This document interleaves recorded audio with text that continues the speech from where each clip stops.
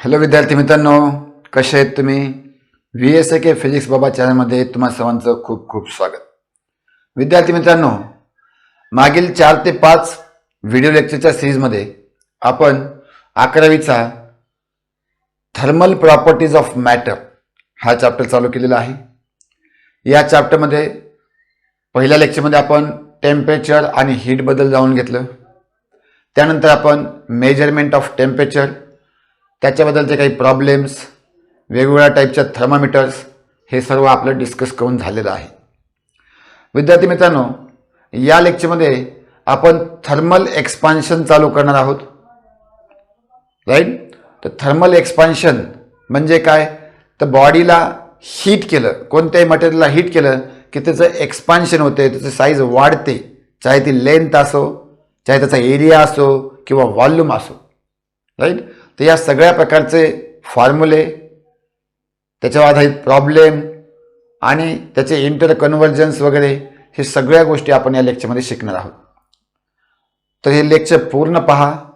मागील लेक्चरसुद्धा तुम्हाला प्लेलिस्टमध्ये अवेलेबल असतील, ते सुद्धा पहा किंवा डिस्क्रिप्शनमध्ये मी त्या लेक्चर्सची तुम्हाला लिंक देईल. आणि तुम्हाला लेक्चर आवडत असतील तर ह्याला लाईक करा, तुमच्या मित्रापर्यंत शेअर करा. आणि जे विद्यार्थी मित्र नवीन आहेत, जे आणखी फिजिक्स बाबाचे भक्त झालेले नाहीत, त्यांनी कृपया सबस्क्राईब करून बेल नोटिफिकेशन दाबून ऑल हे ऑप्शन सिलेक्ट करा. तर चला सुरुवात करूया आपण थर्मल एक्सपान्शन. ओके. तर विद्यार्थी मित्रांनो, आता आपण चालू करत आहोत थर्मल एक्सपान्शन. काय चालू करत आहोत? Thermal expansion. बघा, नावामध्ये तुम्हाला लक्षात आले, थर्मल. थर्मल म्हणजे कशाच्या संदर्भात आहे? हीटच्या संदर्भात आहे. राईट. म्हणजे एखाद्या सबस्टन्सला आपण हीट दिली, लक्षात आले का? एखाद्या सबस्टन्सला आपण जर हीट दिली तर काय होतं? त्याचं एक्सपान्शन होतंय, त्याची साईज वाढते. साईज म्हणजे काय? त्याची लेंथ वाढू शकते, त्याचा एरिया वाढू शकतो, त्याचं व्हॉल्यूम वाढू शकते. राईट. तर त्याला आपण म्हणतो थर्मल एक्सपान्शन. राईट. तर थर्मल एक्सपान्शन डेफिनेशन कसं करणार आपण? तर साईज, लेंथ, एरिया, व्हॉल्यूम याला आपण डायमेन्शन म्हणतो. त्याला काय म्हणतो आपण? एक शब्द वापरतो, सगळ्याला कॉमन शब्द कोणता आहे? डायमेन्शन. राईट. तर आपण म्हणतो the increase in the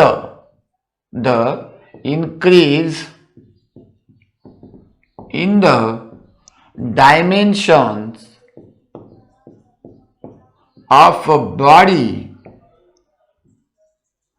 due to increase in its temperature. The increase in the dimensions. Dimension म्हणजे 1 डायमेन्शन म्हणजे लेंथ आली, 2 डायमेन्शन म्हणजे एरिया आला, 3 डायमेन्शन म्हणजे व्हॉल्यूम आलं. सगळ्याला कंबाईनली एकच शब्द वापरतो आपण, dimensions. The increase in the dimensions of a body due to increase in temperature. आणि टेम्परेचर इन्क्रीज का व्हायलंय? That is due to giving heat, है की नाही? किंवा due to heating is called thermal expansion. फार सोपं आहे. is called thermal expansion. बरोबर आहे का? त्याला म्हणतो आपण थर्मल एक्सपान्शन. बरं बाळांनो, तुम्ही बर्थडे साजरा केलाय का? बर्थडे सगळ्यांनी आपला बर्थडे साजरा केला असेल बघा, आपलाचा किंवा आपल्या मित्राचा, लहान लेकराचा, है की नाही? बर्थडेला काय करतो आपण? बर्थडेला आपण फुगे फुगवितो, बरोबर की नाही? बर्थडेला आपण काय करतो? फुगे फुगवितो, म्हणजे बलून. बर, आता तुम्ही भरपूर फुगे फुगविले आणि असं एकदम सजावट केली आणि तुम्ही बघितलं असेल की थोड्या वेळाने तो फुगा आपोआपच फुटतो, फटकन, है की नाही? आपोआपच काय सगळे असे मस्त गप्पा मारत असतात सगळे मित्र, अचानक फटकन सगळे दचकतात, असे एकदम बॉम्ब फुटला काही वाटत, आहे की नाही? आता मला सांगा, हे फुगा आपोआप कैसे फुट्या? हाऊ दिस फुगा, राईट, काय म्हणतो आपण? हाऊ दिस फुगा ब्लास्ट ऑटोमॅटिकली. सांगा पटापट, कसं काय तो फुगा ऑटोमॅटिकली ब्लास्ट झाला, फुटला? सांगा बरं मला. राईट. कारण काय व्हायलंय? हिटिंगमुळे. बघा, लक्षात घ्या, फुग्याच्या मध्ये काय? हवा आहे. फुग्याच्या मध्ये काय? हवा.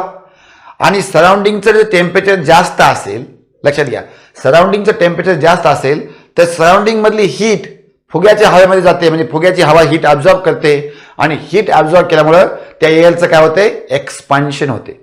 एअरचं काय होतंय, एक्सपान्शन होते, म्हणजे फुग्याची साईज हळूहळू हळू वाढते. बरोबर आहे. आता एक लिमिट येते, कोणाची साईज वाढण्याचं एक लिमिट असते ना. त्याच्यामुळे तुम्हाला सांगतो जरा कमी खा, जरा कमी खा रे, लिमिटमध्ये खा, नाही तर फुटताल एखाद दिवशी. कळलं का? अशी बॉडी अशी पाहिजे एकदम स्ट्रॉंग मस्तपैकी. कळलं का नाही? येस. तर हळूहळू त्याची साईज वाढते आणि मग तो फुगा फुटून जातो. That is example of thermal expansion. That is example of thermal expansion. बरोबर आहे का? राईट. किंवा बऱ्याच वेळा तुम्ही एक्झाम्पल बघितलं असेल. बरं मला सांगा, समजा एखाद्या डब्याचं झाकण निघत नसेल तर काय करायचं? एखाद्या डब्बा, एक मेटल किंवा स्टीलचा डब्बा आहे, स्टीलचा डब्बा आहे, राईट. एखादा स्टीलचा डब्बा दाखवतो तुम्हाला मी. ओके, तुम्ही सगळ्यांनी पाहिला असेल ना. हे का असा स्टीलचा डब्बा आहे आपल्याकडे, राईट. ह्याच्यात काही लाडू फिडे नाहीत, काहीच नाही त्याच्यामध्ये. आणि हा स्टीलचा डब्बा जो आहे, ह्याचं झाकण बसवलं आपण असं, आणि समजा झाकण निघत नाही, हे झाकण निघत नाही. खूप प्रयत्न केला, राईट. काय म्हणते, खलीला बोललेलं, खलीनं सुद्धा काढलं नाही. खली माहिती ना तुम्हाला, खली एक पैलवान आहे, राईट. तर काय करायचं? तर सोपं आहे. त्या झाकणाचा, ते झाकण जे आहे, त्या डब्याचं झाकण जे आहे ते गरम करायचं. डब्याचं झाकण गरम करायचं. डब्याचं झाकण गरम केलं की झाकणाची साईज वाढते, म्हणजे डब्याची साईज कमी आणि झाकणाची साईज जास्त. कळलं का नाही? एक्सपांड होतं, एक्सपांड. आणि मग ते इझिली आपल्याला काढून घेता येऊ शकते. कळलं का? म्हणजे बघा फिजिक्सचे ऍप्लिकेशन किती आहेत, किती फिजिक्सचे ऍप्लिकेशन्स आहेत. बरं तुम्हाला माहिती आहे का, आपण एक गावाकडचे माणसं आहेत. बघा आपण गावाकडची माणसं आहेत, आपण बैलगाडीमध्ये बसलेले माणसं आहेत. किती जण बैलगाडीमध्ये बसले इथं? बैलगाडीमध्ये पहिल्या काळामध्ये बैलगाडीचे चाकं जे असायचे लाकडाचे असायचे. बरोबर की नाही? बैलगाडीचे चाकं लाकडाचे असायचे आणि त्या लाकडाच्या चाकावर एक लोखंडी रिंग असायची. बरोबर ना? Iron ring. त्याला आपण म्हणतो धाव. ज्याला माहीत नसेल त्याला शब्द द्या, या तो शब्द आहे धाव, राईट. जे गावाकडचे विद्यार्थी त्याला माहीत असेल. त्या ती धाव जी आहे, ती धाव ज्यावेळेस त्या लाकडावर बसत होते, हे मेनली कोण कायचे? लोहार लोक कायचे. बघा लोहार आणि सुतार या दोघांचं आहे की नाही कोलॅबरेशन असायचं तिथं. बघा आपल्या जुन्या ग्रामीण संस्कृतीमध्ये सुद्धा भरपूर कोलॅबरेशन होते कंपनीमध्ये. एक लोहारची कंपनी, एक सुतारची कंपनी, या दोघांमध्ये कोलॅबरेशन असायचं. मग त्या धाववर, म्हणजे त्या चाकावर, त्या लाकडी चाकावर धाव बसवण्यासाठी पूर्ण असा गवऱ्याचा ढीक करायचे. त्याच्यामध्ये ती धाव गरम करायची, एकदम लाल करायचे, लाल, राईट.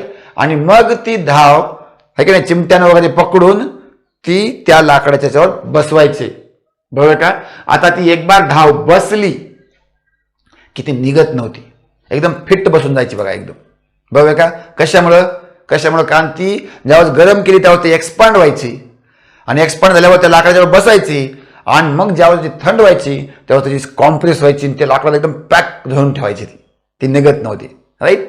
म्हणजे असे अनेक जुन्या काळापासून असे अनेक उपयोग आपण थर्मल एक्सपान्शनचे करतो, आणि हे सगळे एक्झाम्पल तुम्हाला माहिती आहेत. त्यामुळे ह्याच्यामध्ये काही असं एक्सप्लेन करण्यासारखं विशेष काही नाही.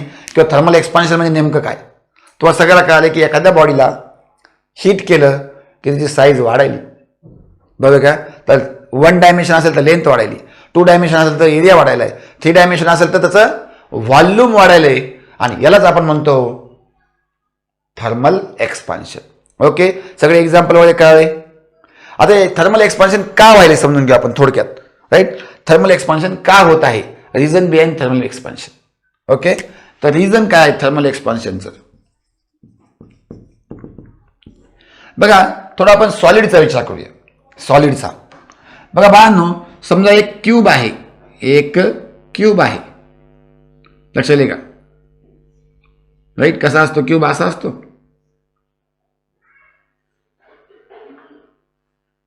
आहे की नाही? तर असा एक क्यूब आहे, राईट. झाला का क्यूब? यस, झालेला आहे, ऑलमोस्ट झालेला आहे. तर हा जो क्यूब आहे, राईट, या क्यूब मध्ये ऍटम्स हे फिक्स डिस्टन्स आहेत, राईट. इथे एक ऍटम आहे म्हणूया आपण, इथे एक ऍटम आहे म्हणूया आपण, इथे एक ऍटम आहे म्हणूया, इथे एक ऍटम आहे, इथे एक आहे, राईट. असे फिक्स्ड डिस्टन्स ऍटम्स आहेत, राईट. आणि नॉर्मल टेम्परेचरला ते ॲटम्स नॉर्मल म्हणजे रूम टेम्परेचरला ते ॲटम्स हळूहळू व्हायब्रेट होतात. ते रेस्टवर नाहीत, लक्षात घ्या. हळूहळू ते व्हायब्रेट होतात. ते आपल्याला दिसत नाही, राईट. खूपच कमी अँगस्ट्रॉनमध्ये व्हायब्रेट होतात. अँगस्ट्रॉन डिस्टन्समध्ये 10⁻⁻10 मीटरमध्ये, राईट. हळूहळू असे व्हायब्रेट व्हायले, बरोबर आहे का. पण जसं त्याला आपण हीट देऊ त्याची एनर्जी वाढायली. बरं लक्षात घ्या, सिंपल गोष्ट आहे. माणसाकडे एनर्जी वाढली की माणूस सुद्धा उड्या मारतो. तुमच्या खिशात जर 4 पैसे आले तर तुम्ही लगेच आपण ओळखत नाही का आपल्याला, बरोबर आहे की नाही. लगेच एनर्जी आली की असे उड्या मारते माणूस, असं उड्या मारते एकदम, राईट. तसंच या मॉलिक्यूलला जर आपण गरम केलं, या सबस्टन्सला जर आपण गरम केलं, राईट, की ते गप बसेल का? नाही, ते एकदम जोरात व्हायब्रेट करेल. आणि जोरात व्हायब्रेट केल्यामुळे ते एक दुसऱ्याला जास्त रिपेल करतील. कळलं का? एक दुसऱ्याला ते जास्त रिपेल करतील आणि त्यामुळे काय होईल, याची अवरेज साईज वाढेल, बरोबर का. आता व्हायब्रेट व्हायला बघा, हे मॉलिक्यूल इकडे चाललंय, इकडे चाललंय, हे मॉलिक्यूल इकडे चाललंय, इकडे चाललंय, हे मॉलिक्यूल सुद्धा इकडे चाललंय, इकडे चाललंय. असं व्हायब्रेशन व्हायला यांच्यामध्ये असं व्हायब्रेशन व्हायले, राईट. मग तुम्हाला वाटतं असं व्हायब्रेशन व्हायले म्हणजे ते मध्ये पण चाललेत, बाहेर पण चाललेत, म्हणजे साईज कमी पण व्हायला पाहिजे, वाढायला पण पाहिजे, बरोबर आहे की नाही, राईट. हा प्रश्न तुमच्या डोक्यात आला का? नसेल आला तर आत्ता आला असेल का मी सांगितल्यावर, ठीक आहे. म्हणजे फक्त वाढायले का, कमी का होईना झाले, बरोबर का. असा प्रश्न पण तुम्हाला येऊ शकतो. पण बाळांनो ते जवळ आल्यानंतर रिपल्शन जास्त होते, कळलं का. ते जवळ आल्यानंतर त्याचं रिपल्शन खूप जास्त होते आणि पोटेन्शियल एनर्जी खूप जास्त वाढते, म्हणून ते जवळ येऊ शकत नाही, दूर जातात, कळलं का. त्यासाठी तुम्हाला केमिकल बॉन्डिंग आणि पोटेन्शियल एनर्जी, केमिकल बॉन्डिंगच्या वेळेस ॲटम मधलं डिस्टन्स आणि पोटेन्शियल एनर्जीचा ग्राफ माहीत पाहिजे, जे की तुम्ही केमिकल कायनेटिक्समध्ये वगैरे शिकता, राईट.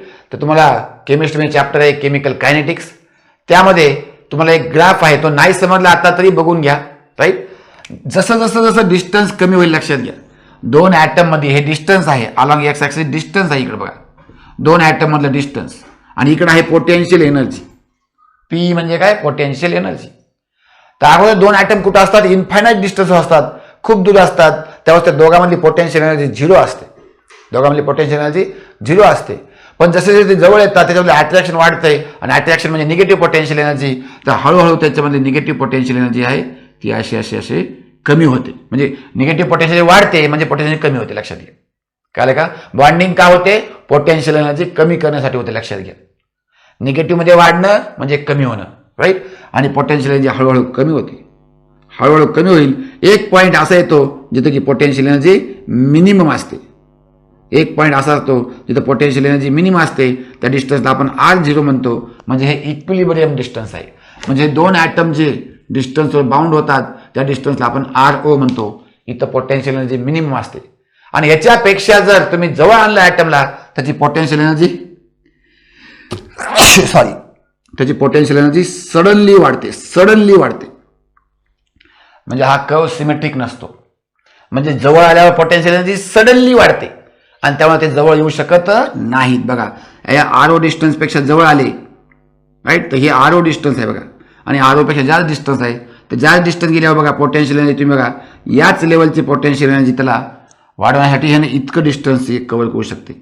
म्हणजे बघा इकडे डिस्टन्स वाढण्याचे चान्सेस जास्त आहेत, राईट. नसेल का टेन्शन घेऊ नका, हळूहळू तुम्हाला केमिकल कायनेटिक्स झाल्यावर कळल, राईट. म्हणजे इथं एक्सपान्शन होणं जास्त इझी आहे ॲटमसाठी, कशापेक्षा? कॉम्प्रेस होण्यापेक्षा, लक्षात आलं का. आणि त्यामुळे ते ॲटम दूर जातात, म्हणून त्याचं एक्सपान्शन होते. त्याचं लेंथ असेल तर लेंथ वाढते, व एरिया असेल तर एरिया वाढते, व्हॉल्यूम असेल तर व्हॉल्यूम वाढते, राईट. तर लक्षात आलं तुम्हाला थर्मल एक्सपान्शन म्हणजे काय, राईट. आणि थर्मल एक्सपान्शनचं रिझन काय, की ॲटम किंवा बॉडीला तुम्ही हीट केलं तर ते ॲटम व्हायब्रेट करतात, आणि व्हायब्रेट केल्यावर त्याच्यामधलं इंटर ॲटॉमिक म्हणा किंवा इंटर मॉलिक्यूल जर असतील तर इंटर मॉलिक्युलर डिस्टन्स इन्क्रीज होते, आणि त्यामुळे त्याचं डायमेन्शन इन्क्रीज होते. म्हणजे लेंथ, एरिया आणि व्हॉल्यूम इन्क्रीज होते. कळलंय का? लक्षात आलं, राईट. आता लिक्विड आणि गॅसेसमध्ये विचार केला आपण, लक्षात घ्या, लिक्विड आणि गॅसेसमध्ये विचार केला आपण, तर सगळ्यात जास्त एक्सपान्शन कोणामध्ये होईल? तर सगळ्यात जास्त एक्सपान्शन गॅसमध्ये होते, राईट. सो एक्सपान्शन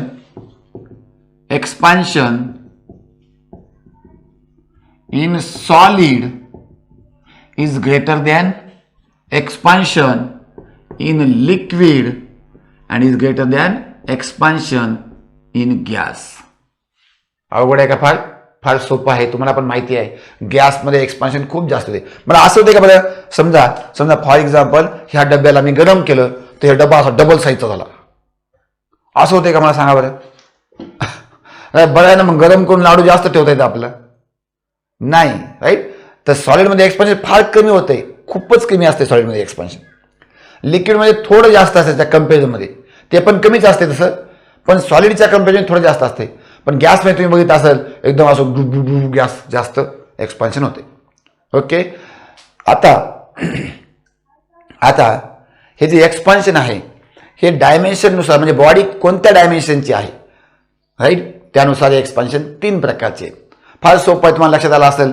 जर बॉडी 1 डायमेन्शनची असेल, म्हणजे बॉडीला फक्त लेंथ असेल, तर त्याला म्हणायचं, त्याच्यामध्ये जे एक्सपान्शन झालंय त्याला म्हणायचं लिनियर एक्सपान्शन, राईट. मग आपण टाइप्स ऑफ एक्सपान्शन घेऊया. आपण types of thermal expansion. Okay, types of thermal expansion. Okay,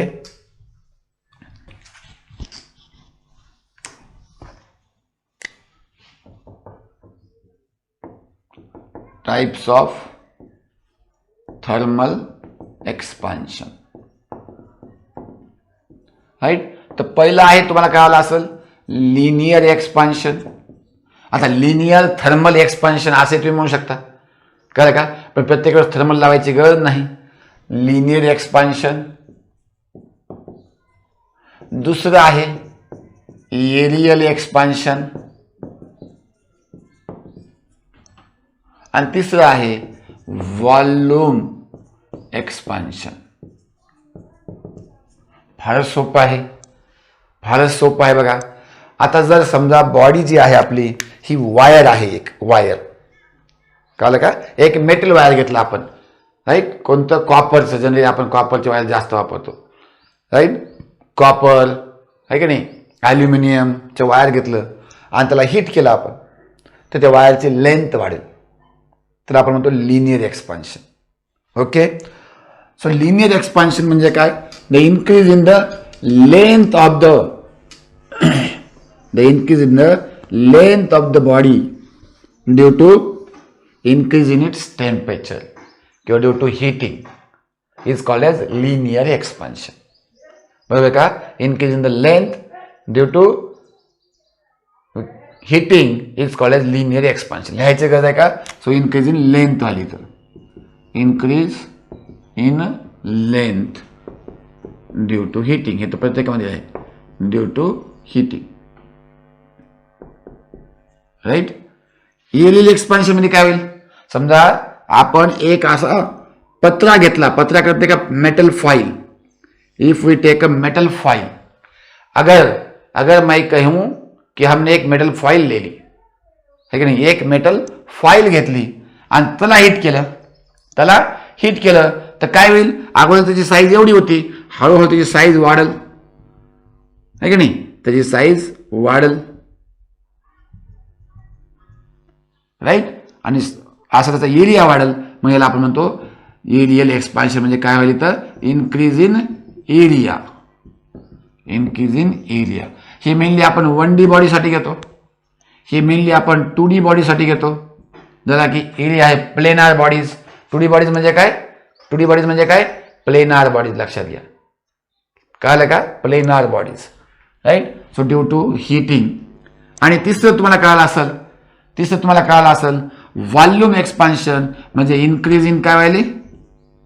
increase in काय व्हायले? व्हॉल्यूम, आहे का नाही. म्हणजे 3D बॉडीसाठी घेतो आपण. समजा एक स्पियर घेतला, एक क्यूब घेतला, एक सिलेंडर घेतला, एक कोन घेतला, ह्या सगळ्या 3D बॉडी बघितल्या त्या आपण, आठवते, राईट. त्या सगळ्या 3D बॉडी, आहे का नाही, चं व्हॉल्यूम वाढणे हिटिंगमुळं, त्याला म्हणतो आपण व्हॉल्यूम एक्सपान्शन. फार सोपं आहे. ओके, फार सोपं आहे. तर आता आपण लिनियर एक्सपान्शन डिटेलमध्ये पाहूया. ओके, लिनियर एक्सपान्शन आपण डिटेलमध्ये पाहूया. तर पहिले घेऊया आपण लिनियर एक्सपान्शन. डेफिनेशन तर लिहिली आहे आपण. The increase in the length of a body due to increase in its temperature, that is due to heating, is called as linear thermal expansion किंवा लिनियर एक्सपान्शन. ओके, आता एक गोष्ट ध्यानात घ्या, लिनियर एक्सपान्शन व्हायलंय म्हणजे बॉडीची साईज वाढत नाही का, फक्त लांबीच वाढते का. समजा इमॅजिन करा आपल्याकडे एक रॉड आहे, समजा आपल्याकडे एक असा रॉड आहे, ठीक आहे. आता या रॉडला जर आपण हिट केलं तर रॉडची फक्त लांबीच वाढायला का, ह्याची साईज वाढते का नाही वाढते, बोला. ह्याची जाडी थिकनेस वाढायली की नाही, तर थिकनेस सुद्धा वाढायली, लक्षात घ्या, थिकनेस सुद्धा वाढायली. मग तुम्ही लिनियर का म्हणाले, तर कंपॅरिझन मध्ये बघितलं आपण त्याची थिकनेस खूपच कमी आहे आणि त्याच्यामुळे त्याची इन्क्रीज इन थिकनेस आणखी कमी आहे, कळलं का नाही. मग आपण इथं कम्पेअर करायलो, इथं या रॉडच्या केसमध्ये किंवा छोट्याशा वायरच्या केसमध्ये त्याची लांबी ही कम्पॅरेटिव्हली खूप जास्त वाढायली आणि त्यामुळे त्याचं किती वाढायला हे लक्षात घेणं आपल्याला जास्त गरजेचं आहे, लक्षात घ्या, कळलं का, राईट. त्याच्या जाडीपेक्षा किंवा थिकनेसपेक्षा त्याची लांबी किती वाढायली हे समजून घेणं आपल्याला जास्त गरजेचं आहे, लक्षात आहे का. तर जे पहिलं आहे आपलं लिनियर एक्सपान्शनमध्ये बॉडीची लेंथ वाढायली, राईट. आपण कन्सिडर करूया एक रॉड घेऊया, खूप थिन आणि युनिफॉर्म रॉड घेऊया. युनिफॉर्म म्हणजे असा ढबू कुठं कुठं कमी असं नाही, युनिफॉर्म, कळलं का. आपण एक very thin and uniform rod घेऊया. तर हे युनिफॉर्म आहे, तुम्ही सुद्धा युनिफॉर्म काढला पाहिजे. आणि या रॉडची लांबी इनिशियल लेंथ आपण L1 आहे म्हणून, याची इनिशियल लेंथ किती आहे म्हणून आपण L1, कळले का, लक्षात घ्या. आपल्याकडे एक रॉड आहे, त्या रॉडची इनिशियल लेंथ L1 आहे. आता याला हीट केलं आपण, ह्याला हीट केलं, ह्याला आपण हीटिंग केलं, राईट. तर काय झालं, ह्या रॉडची लांबी वाढली, या रॉडची लांबी वाढली. ओके, तर पहिली लांबी एवढी होती, आता इकडे एवढी लांबी वाढली.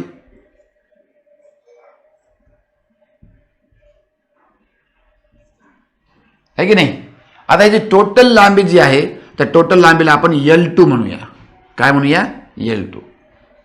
लक्षात घ्या, आपल्याकडे एक रॉड आहे, त्याची इनिशियल लांबी L1 आहे, राईट. आणि त्याला हिटिंग केलं त्याची फायनल लांबी L2 आहे. ओके, आता इनिशियल टेम्परेचर आपण असं म्हणूया, लक्षात घ्या, आपण म्हणूया की इनिशियल टेम्परेचर, राईट, किंवा ह्याचं जे चेंज इन टेम्परेचर झालं इथं, राईट, हे डेल्टा टी झालं. चेंज इन टेम्परेचर काय झालं, डेल्टा टी. डेल्टा टी म्हणजे काय, जर इनिशियल 10 असेल फायनल 20 असेल तर डेल्टा टी येईल 20 - 10. इनिशियल 20 असेल फायनल 40 असेल तर डेल्टा टी झालं 40 - 20. कळलं का. डेल्टा टी म्हणजे चेंज इन टेम्परेचर. बघा, चेंज इन टेम्परेचर किंवा इन्क्रीज इन टेम्परेचर सुद्धा तुम्ही म्हणू शकता, राईट. मग इथं चेंज इन लेंथ किती झालं बरं, बघा, इनिशियल लांबी L1 होती, फायनल लांबी L2 होती, तर चेंज इन लेंथ किती झाली सांगा बरं मला. फारच सोपं आहे, लहान लेखाचं आहे एकदम, 4थी 5वीचं लेकरू. L2 - L1, बरोबर आहे का. आणि ह्याला आपण म्हणूया delta L. Okay, delta L. बघा, तर डेल्टा L आपण म्हणलं L1 initial length, right, L2 final length. Similarly आपण लिहू शकतो T1 initial temperature, T2 final temperature, right. Del L, right, change in length, आणि del T change in temperature. सगळ्याला कळाले का, सोपं आहे का. एवढ्या टर्म आपण डिफाईन केलं, एवढ्या टर्मचे आपण नावं सांगितली. आता सायंटिस्ट थोडा अभ्यास केला किंवा तुम्हाला सुद्धा जर विचारलं, मी समजा सिंपल विचारलं तुम्हाला, मी बाळांनो, राईट, माझ्याकडे हे रॉड आहे, या रॉडला पहिल्या केसमध्ये मी 10 डिग्री तापमान वाढवलं, राईट, आणि दुसऱ्या केसमध्ये 20 डिग्री तापमान वाढवलं, तर कोणत्या केसमध्ये त्याची लेंथ जास्त वाढेल. पहिल्या केसमध्ये 10 डिग्री तापमान वाढवलं, दुसऱ्या केसमध्ये 20 डिग्री तापमान वाढवलं, तर कोणत्या केसमध्ये त्याचं टेम्परेचर जास्त वाढेल. सिंपल आहे, 20 डिग्री. म्हणजे काय, म्हणजे जेवढं जास्त टेम्परेचर इन्क्रीज व्हायले, चेंज इन टेम्परेचर जेवढं जास्त व्हायले तेवढं जास्त चेंज इन लेंथ व्हायले, बरोबर आहे का. म्हणजे मी असं लिहू शकतो का, म्हणजे असं लिहू शकतो का मी की डेल्टा L म्हणजे change in length is directly proportional to delta T. काय डाऊट आहे का सांगा मला. Delta L is directly proportional to delta T. Yes बरोबर आहे का. येस समजायला सगळ्याला. Yes okay. बरं आता आणखी एक प्रश्न समजून घ्या. मी म्हणलं माझ्याकडे इनिशियली 10 सेंटीमीटरचा रॉड आहे, त्याचं तापमान मी 10 डिग्रीनं वाढवलं. आणि दुसरा माझ्याकडे समजा 20 सेंटीमीटरचा रॉड आहे, त्याचं तापमान मी 10 डिग्रीनं वाढवलं. तर कोणाची इन्क्रीज इन लेंथ जास्त होईल. 10 सेंटीमीटर वाल्याची लेंथ जास्त वाढेल का 20 सेंटीमीटर वाल्याची लेंथ जास्त वाढेल. 10 सेंटीमीटर वाल्याची लेंथ जास्त वाढेल का 20 सेंटीमीटर वाल्याची लेंथ जास्त वाढेल. म्हणजे काय लक्षात घ्या. तर काही जण सेम म्हणाले पण चुकीचं आहे. लक्षात घ्या सेम नाही होणार. लक्षात घ्या 10 सेंटीमीटर वाल्याची लेंथ कमी वाढेल आणि 20 सेंटीमीटर वाल्याची लेंथ जास्त वाढेल. म्हणजे काय इन्क्रीज इन लेंथ ही ओरिजिनल लेंथवर सुद्धा डिपेंड आहे. लक्षात घ्या. मी काय म्हणलं ही जी इन्क्रीज इन लेंथ किंवा चेंज इन लेंथ ही चेंज इन टेम्परेचरवर डिपेंड आहे. तसंच ही चेंज इन लेंथ ओरिजिनल लेंथवर सुद्धा डिपेंड आहे. लक्षात आलं का. म्हणजे मी लिहू शकतो की delta L is directly proportional to L किंवा L1 म्हणा. इनिशियल लेंथला आपण L1 म्हणले. कळलं का. या दोघाला जर कंबाईन केलं तर आपल्याला भेटेल delta L is directly proportional to delta T into L1. सगळं कळले का. राईट. किंवा आपण ह्याला असं घेऊ शकतो, ह्याला L1 ला डिवाइड घ्या तर delta L upon L1 is directly proportional to delta T. Right. Is directly to delta T. ह्याला आपण म्हणतो ही काय लक्षात घ्या. डेल्टा एल अपॉन L1 काय ह्याला आपण म्हणतो फ्रॅक्शनल इन्क्रीज किंवा चेंज इन लेंथ. त्याला काय म्हणतो आपण fractional change in length. Fractional right. Fractional change in length. Fractional change in length is directly proportional to change in temperature. कळले का. So del L upon L1 is direct proportional del T. आणि आता directly proportional असेल ते काढायचं आणि त्याला equal sign आणायचं तर आपण काहीतरी कॉन्स्टंट घेतो. राईट. तर बघा परत लिहितो पहिल्यापासून. आपण म्हणलं del L is directly proportional to del T. पुन्हा आपण म्हणलं del L is directly proportional to L1. दोघाला कंबाईन केलं तर del L is directly proportional to del T into L1. असंच ठेवा. किंवा फ्रॅक्शनलच्या केसमध्ये घेऊ शकतो आपण del L upon L1 is directly proportional to del T.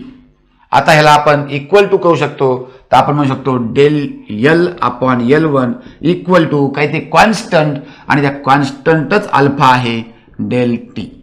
Right. तर हे जे कॉन्स्टंट अल्फा आहे, हे जे अल्फा आहे this alpha is a proportionality constant. Alpha is proportionality constant. आणि ह्याला नाव आहे कोइफिशियंट. नाव ध्यानात ठेवा बघा. नवीन शब्द आहे coefficient of linear expansion. Coefficient of linear expansion. कळले का. येस सगळ्याला कळलं का. फॉर्म्युला कळला का. Del L upon L1 is equal to alpha del T किंवा डेल्टा टी म्हणा. Right. Coefficient of linear expansion. Coefficient of linear expansion. Okay. इकडे लिहिले का. पटकन लिहून घ्या नाही तर स्क्रीनशॉट काढून घ्या. चला मोडायला बघा. चला हे मोडलेलं आहे. आपल्याकडे काय आलं बघूया आपण. आपल्याकडे आलं del L upon L1 equal to alpha del T. Right. ह्याचा दुसरा फॉर्म्युला वापरू शकतो आपण del L is equal to alpha del T into L1. तर हे फॉर्म्युला वापरा किंवा हे फॉर्म्युला वापरा. लक्षात आले का. किंवा ह्याचा आपण आणखी तिसरा फॉर्म्युला वापरू शकतो. अल्फा काढू शकतो याचा आपण. अल्फा बघा. अल्फा तर काय म्हणून झालं सांगा मला. इथं अल्फा ठेवला तर डेल टी खाली आलं. So del L upon L1 into del T. कळलं का. तर कोएफिशियंट ऑफ लिनियर एक्सपान्शनचा फॉर्म्युला अतिशय महत्वाचा आहे. कोएफिशियंट ऑफ लिनियर एक्सपान्शनचा फॉर्म्युला कळलं का. राईट. बाळांनो ह्याचं युनिट सांगा बरं मला.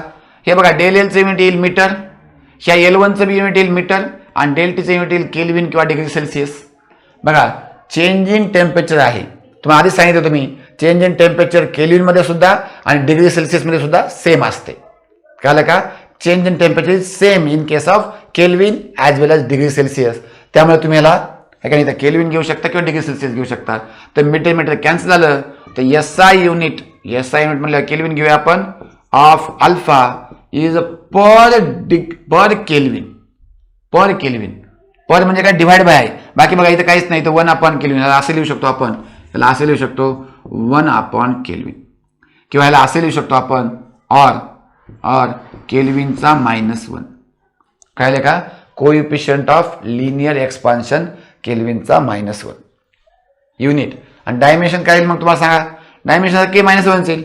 So dimension of alpha is equal to K-1. टेम्परेचरसाठी आपण केच घेतो, टी टाइमसाठी घेतो बघा, टेम्परेचरसाठी के घेतो तर केचा -1. ओके. कोइफिशियंट ऑफ लिनियर एक्सपान्शनचा फॉर्म्युला कळाला का. Coefficient of linear expansion alpha is equal to del L upon L1 into del T. Unit कळालं का. पर केल्विन किंवा 1/केल्विन किंवा केल्विनचा पॉवर -1. डायमेन्शन सुद्धा केल्विनचा पॉवर -1, केचा पॉवर -1. ओके. बघा पॉवर चेक करा. del L is directly proportional to del T. म्हणजे increase in length is directly proportional to del T. Right. Increase in length is directly to initial length L1. So दोघाला combine केलं increase in length is directly to del T into L1. Constant घेतलं increase in length किंवा divide मग घेऊ शकतो आपण. Right. आणि अशा प्रकारे अल्फाचा फॉर्म्युला आपल्यापर्यंत आलेला आहे. ठीक आहे. इथपर्यंत लक्षात आलं. राईट. आता आपण हे फॉर्म्युला वेगवेगळ्या फॉर्ममध्ये घेऊया. ठीक आहे. ओके. तर आपण कोइफिशियंट ऑफ लिनियर एक्सपान्शनचा फॉर्म्युला पाहिलेला आहे.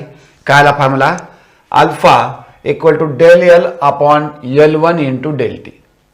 राईट. मग आपल्याला माहिती आहे del L काय आहे. चेंज इन लेंथ आहे. तर चेंज इन लेंथला आपण लिहू शकतो काय लिहू शकतो L2 - L1 बरोबर आहे. आणि del T म्हणजे चेंज इन टेम्परेचर आहे त्याला आपण लिहू शकतो T2 - T1. तर आपला अल्फाचा फॉर्म्युला येईल L2 - L1 upon L1 into T2 - T1. कळलं का. हे फॉर्म्युला आपण जनरली वापरतो कोइफिशियंट ऑफ लिनियर एक्सपान्शनचा. मोस्ट ऑफ द केसमध्ये आपण हा फॉर्म्युला वापरतो. पण लक्षात घ्या बाळांनो, ह्या अल्फाची व्हॅल्यू ही वेगवेगळ्या इनक्रीज इन टेम्परेचरसाठी वेगवेगळी आहे. हे सायंटिस्टनं बघितलं. म्हणजे कसं समजून घ्या थोडंसं. म्हणजे समजा सध्याचं तापमान आहे 10 डिग्री सेल्सिअस. 10 ते 11 वाढवलं, 10 ते 11 म्हणजे 1 डिग्री सेल्सिअस तापमान वाढवलं तरी अल्फाची व्हॅल्यू थोडी वेगळी आहे. आणि 20 ते 21 वाढवलं तरी वेगळी आहे. राईट. पण हे चेंज फार कमी आहे तसा. लक्षात आलं का. म्हणून ऍक्च्युअल अल्फा डिफाईन करण्यासाठी काय करतो आपण इनिशियल टेम्परेचर 0 घेतो 0 डिग्री सेल्सिअस आणि फायनल टेम्परेचर 1 डिग्री सेल्सिअस घेतो किंवा फायनल टेम्परेचर तुमचं जे बी वाढवलं म्हणजे 0 पासून वाढवतो. लक्षात घ्या. कळलं का. आपण इनिशियल फिक्स करतो आणि त्यानंतर आपण डिफाईन करतो. मग आपण काय लिहू शकतो बघा. लक्षात घ्या. आपण म्हणतो की T0 इज इक्वल टू किंवा आपण असं म्हणू T0 is equal to 0 degree Celsius आणि L0 is equal to length at 0 degree Celsius. कळलं का. Similarly T is equal to final temperature. हे इनिशियल टेम्परेचर आहे 0. Right. L is equal to final length. Right.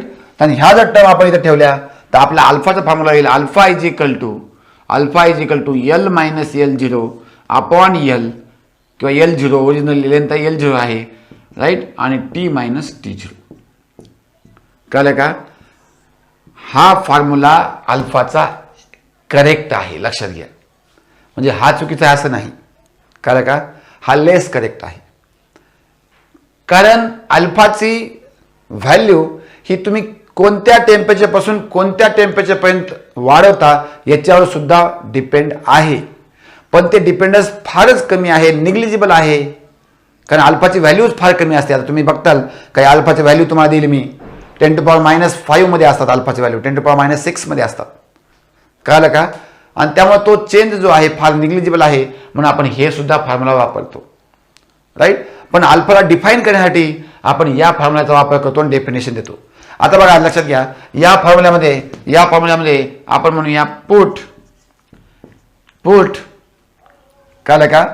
Put L0 is equal to 1 unit म्हणा किंवा 1 metre म्हणा. Initial length 1 metre ठेवा आणि T equal to सुद्धा किंवा आहे की नाही टी मायनस T0 सुद्धा 1 ठेवा. म्हणजे टीची किंमत 1 आली समजा 1 JB असेल डिग्री सेल्सिअस किंवा केल्विन. तर आपल्याला काय फॉर्म्युला आहे अल्फाचा? तर बघा ही 1 झालं तर alpha is equal to L minus L0 आपण 1 इंटू 1 म्हणजे लिहायची गरज नाही 1च आलं. तर अल्फा झालं म्हणजे N मायनस L0 हे न्यूमेरिकली इक्वल झाले म्हणजे किंमत इक्वल झाली न्यूमेरिकली. हे झालं न्यूमेरिकली इक्वल झालं. याचं युनिट वगैरे इक्वल झालं नाही न्यूमेरिकली इक्वल राईट. तर मग अल्फा काय बघा अल्फाला लिहू शकतो आपण. अल्फा म्हणजे the coefficient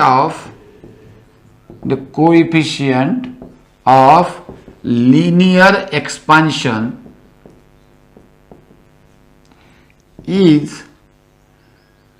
is equal to increase in length. The coefficient of linear expansion is equal to increase in length per unit original length. Per unit original किंवा initial length. बघा लक्षात घ्या कारण L0 किती केली 1 केली आपण 1 म्हणजे unit per unit original length.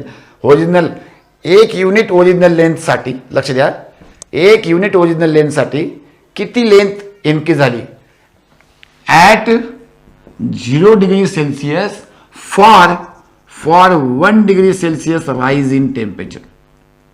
For 1 degree Celsius म्हणा किंवा 1 केल्विन म्हणा काही फरक पडत नाही कारण चेंज इन टेम्परेचर घ्यायचं आपलं. कळलं का? For 1 degree Celsius rise in temperature म्हणजे 1 degree Celsius rise in temperature केल्यानंतर आणि ओरिजिनल लेंथ 1 मीटर असल्यानंतर तशा रॉडमध्ये किती इन्क्रीज लेंथ होईल त्याला म्हणायचं अल्फा. सो अल्फा म्हणजे काय? अल्फा म्हणजे काय? इन्क्रीज इन लेंथच आहे एक प्रकारची. अल्फा म्हणजे एक प्रकारची इन्क्रीज लेंथ आहे पण कोणत्या रॉडची ज्याची लेंथ 1 मीटर आहे ओरिजिनल लेंथ आणि त्याची फक्त 1 डिग्री राईज झालेली आहे कुठून 0 पासून 1 पर्यंत. त्यावर जी इन्क्रीज इन लेंथ येईल ती इन्क्रीज इन लेंथ काय सारखी असेल अल्फा सारखी असेल. बघा परत डेफिनेशन चेक करा. The coefficient of linear expansion is equal to increase in length per unit original length at 0 degree Celsius for 1 degree rise in temperature. कळलं का? म्हणजे हे अल्फाची व्हॅल्यू काढण्यासाठी सुरुवातीचे टेम्परेचर 0च पाहिजे आणि इन्क्रीज टेम्परेचर 1च पाहिजे लक्षात घ्या. कळलं का? राईट. आणि ओरिजिनल लेंथ जी आहे रॉडची 1 मीटर असेल तर ती जी व्हॅल्यू येईल ती अल्फा असेल. कळलं का? पण एवढं टेन्शन घेऊ नका. प्रत्येक वेळेस आपण 0 पासून हा फॉर्म्युला घेत नाहीत. काय 10 पासून 11 पर्यंत जे वाढवलं किंवा 20 पासून 15 पर्यंत 15 पासून 20 पर्यंत जे वाढवलं तरीही काही फरक पडत नाही. म्हणजे मोस्टली आपण हा फॉर्म्युला वापरतो. हा फॉर्म्युला का वापरतो? कारण अल्फाची व्हॅल्यू खूपच लहान आहे आणि त्यामुळं हे जे चेंज आहे अल्फाच्या व्हॅल्यूमध्ये वेगवेगळ्या टेम्परेचर लेवलला तर ते चेंज सुद्धा खूपच निग्लिजिबल आहे. आपण त्याला सोडून देऊ शकतो म्हणून आपण हे फॉर्म्युला वापरतो. तर मोस्टली आपला काय फॉर्म्युला वापरायचा आहे? आपला फॉर्म्युला वापरायचा आहे alpha is equal to L2 minus L1 upon L1 T2 minus T1 right. तर हे initial length final length initial temperature final temperature right. त्याच्या आधारित आपण आता एक प्रॉब्लेम घेऊया. ठीक आहे. हे फॉर्म्युला सगळ्याला कळाला का? फॉर्म्युला बघून घ्या एक वेळेस right. Alpha is equal to L2 minus L1 upon L1 T2 minus T1. ह्याला आपण डेल L लिहू शकतो आणि ह्याला आपण डेल T लिहू शकतो. चालेल का? राईट. तर आता आपण याचा प्रॉब्लेम पाहूया. ओके. तर विद्यार्थी मित्रांनो प्रॉब्लेम बोर्डवर लिहिलेला आहे. प्रॉब्लेम बघा. The length of the metal rod at 27 degree Celsius is 4 centimetre. The length increases to 4.02 centimetre when the metal rod is heated up to 387 degree Celsius. Determine the coefficient of linear expansion. त्याला short form मध्ये मी alpha म्हणलेला आहे. कळलं का? तर अगोदर काय करायचं? Given लिहायचं. सगळ्यात पहिले काय पाहिजे? गिवन. चला गिवन लिहूया आपण. काय गिवन लिहिले आपला? लेंथ दिली आहे मेटल रॉडची L1, टेम्परेचर दिले T1. तर L1 दिले तुम्हाला 4 सेंटीमीटर आणि T1 दिले 27 डिग्री सेल्सिअस. लक्षात घ्या. उलट झालं का? उलट झालं बघा. लेंथ 4 सेंटीमीटर घ्या आणि टेम्परेचर झालं 27 डिग्री सेल्सिअस. ओके. आणि L2 दिले तुम्हाला 4.02 सेंटीमीटर आणि T2 दिले तुम्हाला 387 डिग्री सेल्सिअस. टू फाइंड काय काढायचं आपल्याला, टू फाइंड डिटरमाइन जे असते तेच टू फाइंड असते, अल्फा इक्वल टू व्हॉट. चला तर डायरेक्ट फॉर्म्युला बघा, put the value get the answer. Formula लिहा, व्हॅल्यू पुट करा आणि उत्तर मिळवा. Right. So alpha is equal to L2 minus L1 upon L1 into T2 minus T1. फॉर्म्युल्यामध्ये किमती ठेवा. चला अल्फा L2 आहे 4.02. लक्षात घ्या ते युनिट सेम आहेत. जर युनिट सेम नसतील तर अगोदर तुम्हाला युनिट सेम करावं लागतील. राईट. आणि हे रेशिओ आहे बघा, इथं लेनचं युनिट सेंटीमीटर आहे, इथं लेनचं युनिट सेंटीमीटर आहे. सेंटीमीटर कॅन्सल होते, त्यामुळं युनिट सेम असल्यानंतर तुम्हाला चेंज करायची गरज नाही. लक्षात घ्या. ओके. सो 4.02 मायनस 4 हे आलं वर, खाली आलं 4. 1 मिनिट नाही हां ठीक आहे. आणि टेम्परेचर किती आहे तुमचं, टेम्परेचर आहे फायनल 387 मायनस 27. बघा 27 इनिशियल आहे. किमती ठेवूया आपण अल्फाची. सो अल्फा इक्वल टू काय भेटलं आपल्याला, 4.02 मायनस 4 म्हणजे काय 0.02. बरोबर आहे की नाही, 0.02 अपॉन 4 आणि 387 मायनस 27 ते झालं तुमचं 360 मला वाटते. बरोबर आहे का, 360. राईट.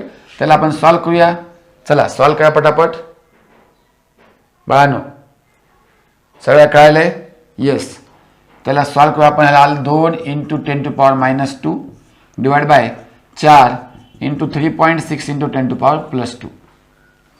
इकडे 2 पॉईंट इकडे घेतले, प्लस 2 आलं, प्लस 2 वर 2 परत मायनस 2 झालं आणि आपण केलं 2 डिवाइड केलं तर आलं तुमचं alpha is equal to 10 to the power minus 4. कसं काय हे प्लस 2 वर गेलं आणि हे झालं 3 2 6 7 12 म्हणजे 7.2. राईट. त्याचा रेसिप्रोकल घेऊ शकता किंवा भाग काय करू शकता, 1 divide by 7.2 into 10 to power minus 4. कळलं का, किंवा याला लिहू शकता तुम्ही alpha is equal to 10 divide by 7.2 in 10 to power minus 5. तर 10 केलं आपण मुद्दा म्हणून खालची संख्या छोटी व्हावं म्हणून. भाग काय करू शकता तुम्ही 10 भागिले 7.2. राईट. 1 पॉईंट इकडे वाढवला तर 100 भागिले 72 झाले. 1चा भाग गेला 72, उरले किती 8. इथं उरले किती, 9तून 7 गेले किती उरले 2. पॉईंट दिला 0 दिला हे नाही. 7 चोक 28 पण 4चा भाग जाणार नाही कारण इथं 72 आहे. नुसतं 70 असलं असतं 4चा भाग गेला असता, 3चा भाग जाईल. राईट. 3 2 6 आणि 7 1 21. बरोबर आहे का, 3 2 6 7 1 21. ते झालं 4. इथं 6 इथं 0 पुन्हा 1 0 घेतला आपण, 7 9 63. 8चा किंवा 9चा भाग जाईल ते अल्फा येईल तुमचं आपल्याला 1.38 इंटू 10 टू पॉवर मायनस 5. आणि युनिट काय द्यायचं, याचं युनिट येईल पर केल्विन. किंवा पर डिग्री सेल्सिअसमध्ये चालेल. पर केल्विन और पर डिग्री सेल्सिअस. काय का, पर केल्विन और पर डिग्री सेल्सिअस. राईट. हे भाग एकच म्हणाला तर 7 9 63 ना, 9 18 तर जवळपास 9चा जाऊ शकतो. इथं 9चा घ्या वाटलं तर. राईट. कारण पुढे आणखी मोठाच भाग जाणार आहे. राईट. तर दिस इज युअर आन्सर. कारण का फार सोपं होतं, फक्त कॅल्क्युलेशन होतं, फक्त कॅल्क्युलेशन. राईट. सो फॉर्म्युलामध्ये व्हॅल्यू ठेवल्या आणि उत्तर आलं. चला पटकन लिहून घ्या किंवा स्क्रीनशॉट काढून घ्या. चला पटापट. ओके. तर विद्यार्थी मित्रांनो दुसरा प्रॉब्लेम बोर्डवर लिहिला आहे. प्रॉब्लेम वाचूया आपण. The length of the metal rod at temperature 27 degree Celsius is 4.256 metre. तिसऱ्या सगळ्याला 4.256 metre. Find the temperature at which इथं फुल स्टॉप पाहिजे. ठीक आहे. Find the temperature at which the length of the same rod increases to 4.268 metre आणि alpha दिला तुम्हाला 1.2 × 10⁻⁵ metre. ठीक आहे. चला तर गिवन लिहूया अगोदर आपण. सर्वात पहिले आपण गिवन लिहायचं. सो गिवन बोला काय काय गिवन तुम्हाला दिले. टेम्परेचर T1 दिले तुम्हाला 27 डिग्री सेल्सिअस आणि L1 दिले तुम्हाला 4.256 मीटर.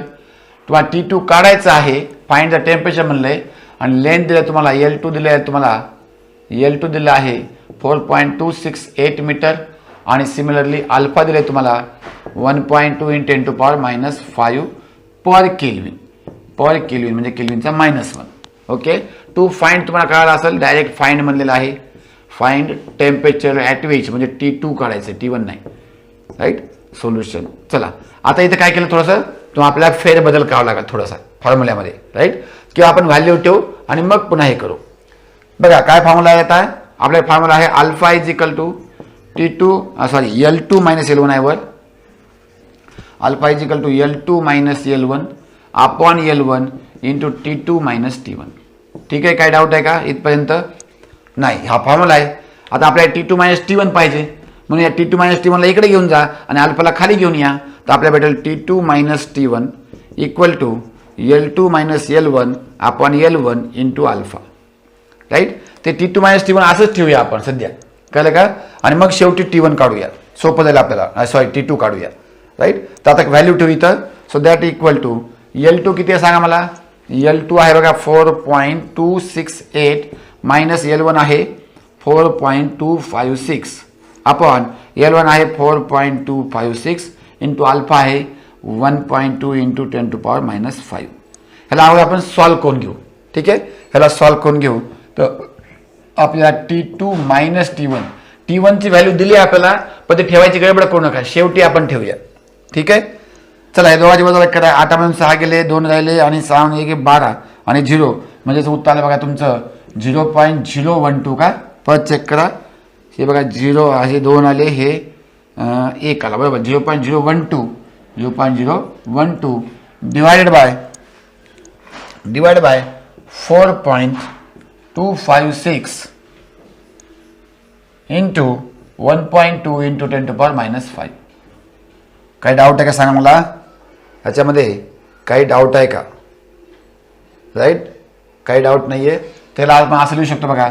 सो 12 इंटू 10⁻3 मायनस 3 बघा, 1 2 3 पॉईंट इकडे घेतले उजवीकडे, -3 आलं आणि हे आलं तुमचं किंवा 12च्या ऐवजी 1.2 घ्या, 1.2 × 10⁻2.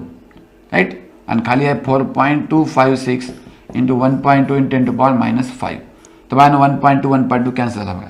कशासाठी केलं कळालं तुम्हाला? 1.2 कॅन्सल झालं, -5 वर जाऊन +5 झालं, -5 वर जाऊन काय झालं +5 झालं, +5 आणि 3 हे झालं 10⁻³ divide by 4.256. Okay, T2 minus T1. काय लक्षात गेला? काय घोळवायला का चेक करा एक वेळेस. राईट, 1.2 आहे की नाही. सो 4.256. आता इथं लॉग टेबलचा जर वापर केला तुम्ही तर तुम्हाला 4.256चा रेसिप्रोकल काढता येईल किंवा ह्याचा तुम्ही भागाकार सुद्धा करू शकता. लक्षात आलं का? ह्याचा तुम्ही भागाकार सुद्धा करू शकता. राईट, त्याचा भागाकार तुम्ही जर केला समजा, राईट, त्याचा भागाकार म्हणल्यानंतर तुम्हाला काय करावं लागेल, हे तुम्हाला करावं लागेल. 1 मिनिट हा, ह्याला आपण असं करू की 1000 हे झाले 1000, आणखी 2 शून्य वाढू आपण, 3 शून्य वाढू, 1 2 3. Right, divide by 4256. तर सिंपल आहे बघा, सिंपल आहे. कितीचा भाग जाईल? 4 2 8, 2चा भाग जाईल अगोदर. हे बघा इथं 10 इथं 4 आहे, असं बघायचं. इथले 2 इथलं 1, 4 2 8, 2चा भाग जाईल. लक्षात आलं का? सो 6 2 12ला 2 हातचाला, 6 2 12ला 2 हातचाला 1, 5 2 10 1 1 हातचाला 1, 4 1 5 आणि 4 2 8. ह्याची वजाबाकी करायची बघा. इथले 5 संख्या घ्यायच्या, इथले 4 संख्या असल्यावर. चला, तर किती होईल? 8. हे किती होईल? पुन्हा 8. काहीतरी 1 गेलता, 9 मधून 1 गेला 8, पुन्हा इथून 9 मधून 5 गेले 4, पुन्हा इथून 9 मधून 8 गेले 1. राईट, आणि वरचा 0 घेतला. पुन्हा बघा 4चा भाग किती जाते? 4 त्रिकोण 12, 3चा भाग जाईल 4 त्रिकोण 12. राईट, तर अशा प्रकारे तुम्ही भाग करू शकता. मी फायनल व्हॅल्यू सांगतो तुम्हाला. T2 मायनस T1 ची फायनल व्हॅल्यू आली ही तुम्हाला. राईट, ही आली 1 मिनिट हा, याची व्हॅल्यू फायनल यायली 234 यायली जवळपास. किती? जवळपास 234. राईट, ते 234.96 काय ते 234.96.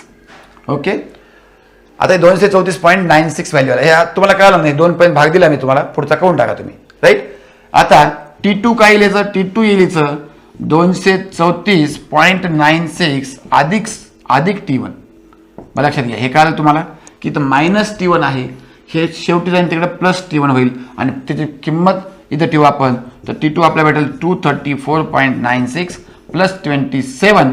त्याची बेस करू आपण T2 = तर 0.96 ला 96 राहून जाईल 1 आणि 6 आणि हे दे, तर हे आलं तुमचं डिग्री सेल्सिअसमध्ये, कारण फायनल तुमचं पहिलं तुमचं डिग्री सेल्सिअसमध्ये होतं, right. So 261.96 degree Celsius, right. तर बाळांनो, अशा प्रकारे तुम्ही कॅल्क्युलेशन करू शकता. ते मोठं कॅल्क्युलेशन भागाकाराचं कसं करायचं ते पण इथं सांगितलं आहे तुम्हाला मी, ठीक आहे. ते झालं तुमचं फायनल उत्तर. तर एवढ्या टेम्परेचरला त्याची लेंथ किती असेल? 4.268 मीटर असेल, राईट. तर तुम्हाला थर्मल एक्सपान्शन म्हणजे काय, राईट, आणि लिनियर थर्मल एक्सपान्शन आणि कोएफिशियंट ऑफ थर्मल एक्सपान्शन हे एवढे कन्सेप्ट क्लिअर झाले असतील, राईट. नेक्स्ट लेक्चरमध्ये आपण व्हॉल्यूम एक्सपान्शन आणि एरियल एक्सपान्शन हे दोन्ही कन्सेप्ट कव्हर करणार आहोत, ठीक आहे. तर आज आपण इथंच थांबूया. तुम्हाला समजलं असेल अशी अपेक्षा करतो, राईट. तर भेटूया आपण नवीन लेक्चरमध्ये नवीन कन्सेप्ट सोबत. Thank you very much.